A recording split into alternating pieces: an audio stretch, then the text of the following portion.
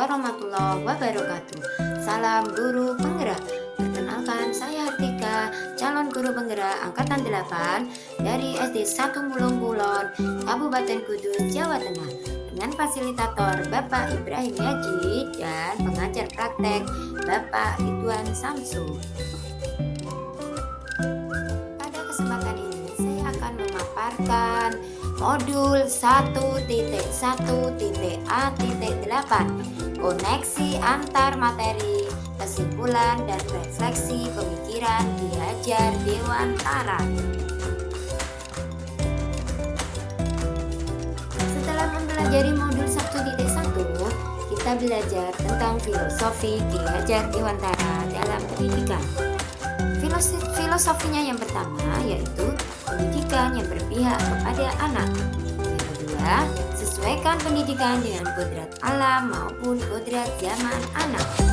Tujuan pendidikan adalah menuntun, bukan menuntut. Yang keempat adalah sistem among. Ingarso sung tulodo, ikmatya mangunyaso, dan tuturi handayani. Pemikiran selanjutnya adalah pendidikan budi pekerti. Apa yang saya percaya tentang murid dan pembelajaran di kelas sebelum saya mempelajari modul 1.1. Yang pertama, proses pembelajaran berpusat pada guru atau teacher centered. Pembelajaran dilakukan dengan guru sebagai pusat pembelajaran. Guru hanya menggunakan metode ceramah dan berdiri di depan kelas menjelaskan materi. Anak hanya mendengarkan penjelasan guru dan guru satu-satunya dalam sumber belajar.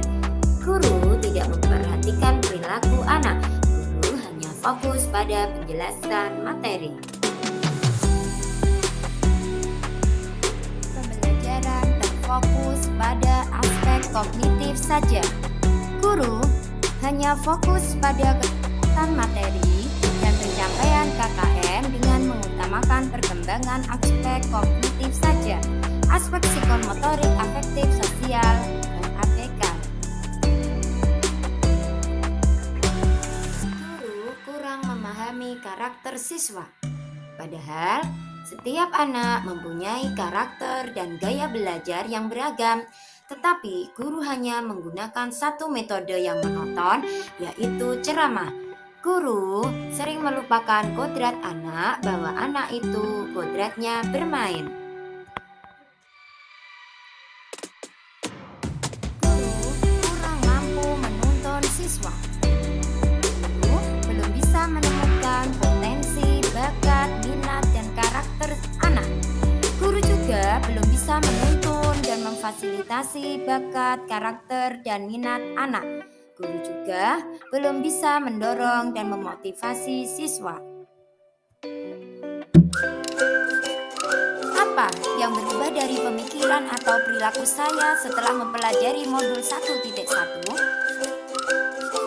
Seharusnya saya melakukan proses pembelajaran secara menyeluruh dari aspek kognitif, afektif, psikomotorik, sosial, spiritual, dan budaya. Saya juga harus menciptakan pembelajaran yang murid sebagai pusat pembelajaran atau student centered learning, yaitu murid sebagai subjek dan objek pembelajaran. Yang ketiga, saya harus sebagai fasilitator dan ikhlas serta sabar dengan urusan hati mendidik anak. Setelah itu, guru harus mempelajari karakter murid dan memberikan kesempatan kepada murid untuk tumbuh sesuai kodratnya. Guru tidak boleh memaksakan murid sesuai keinginan kita. Mendidik tidak hanya untuk mengejar menyelesaikan suatu topik materi. Mendidik tidak hanya mengharap anak hanya diam duduk mendengarkan guru ceramah. Guru juga harus menciptakan pembelajaran yang menarik dan menyenangkan. Pertanyaan pemantik yang ketiga adalah, apa yang dapat saya terapkan lebih baik agar kelas saya mencerminkan pemikiran Ki-Hajar Dewantara? Yang pertama yang saya terapkan adalah saya Saya merancang pembelajaran yang menyenangkan dengan melibatkan siswa. Siswa mencari dan menemukan serta mengeksplor materi dengan menggunakan berbagai metode seperti outing class, observasi, dan contextual learning. Yang kedua, saya akan menerapkan pembelajaran abad 21, yaitu pembelajaran yang mengutamakan berpikir kritis, kreatif, kolaboratif, dan komunikasi.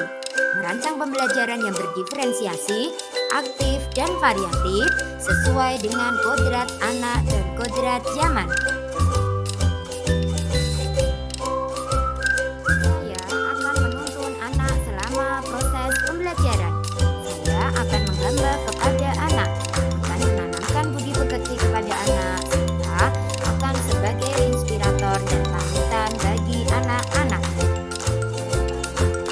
Kesimpulan pemikiran Ki Hajar Dewantara tentang pendidikan dalam modul 1.1 adalah guru harus menuntun, bukan menuntut.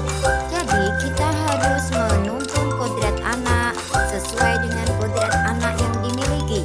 Kita tidak boleh menuntut anak sesuai dengan keinginan kita. Tugas kita hanya menuntun untuk menumbuhkan dan menebalkan kodrat baik anak dan menyamarkan tingkah laku yang buruk bagi anak. Yang kedua, mendidik berdasarkan kodrat anak.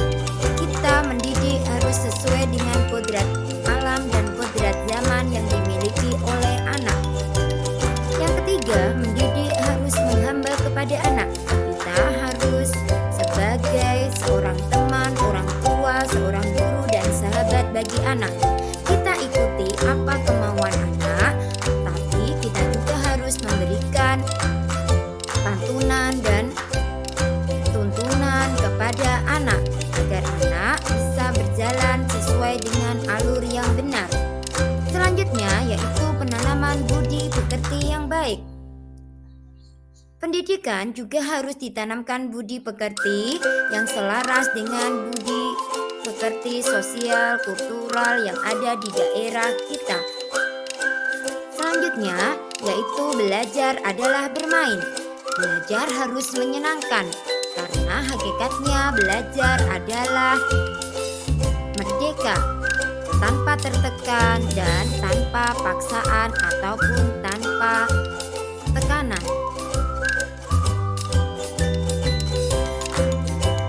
Refleksi pemikiran Ki Hajar Dewantara dalam modul 1.1. Pendidikan adalah menuntun segala kekuatan kodrat yang ada pada anak agar anak mencapai kebahagiaan dan keselamatan setinggi-tingginya. Pendidikan itu menuntun, bukan menuntut, dengan cara menebalkan kodrat baik anak dan menyamarkan kodrat buruk anak agar anak menjadi anak yang berbudi pekerti baik. Pembelajaran sejatinya adalah memerdekakan anak dengan guru sebagai among dan menghamba kepada anak. Pembelajaran adalah pembelajaran yang memerdekakan anak. Dalam arti, pembelajaran harus disesuaikan dengan keinginan anak yang menyenangkan bagi anak karena kodrat anak adalah bermain.